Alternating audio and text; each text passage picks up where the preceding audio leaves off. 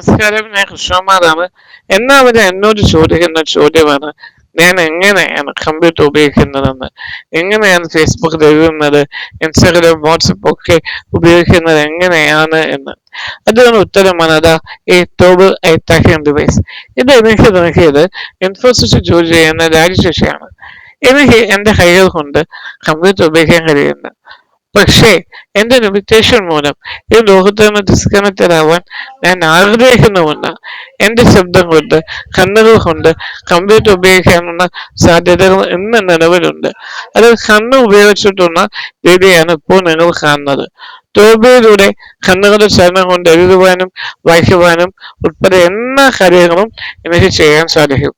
ഇത്തരം ടെക്നോളജീസ് ഞങ്ങൾ ഡിസേബിൾഡ് ആയ ജീവിതത്തിൽ എത്രമാത്രം ഇമ്പാക്റ്റ് ആണ് ഉണ്ടാക്കുന്നത് അറിയുമോ? ക്രിയേറ്റീവായി, കണക്റ്റായി, മോർ ഓവർ ഇൻഡിപെൻഡന്റ് ആയി മുൻപോട്ട് പോകാൻ ടെക്നോളജീസ് ഞങ്ങളെ സഹായിക്കുന്നുണ്ട്. സാങ്കേതിക വിദ്യക്ക് ഒരുപാട് നന്ദി. Thanks to technology.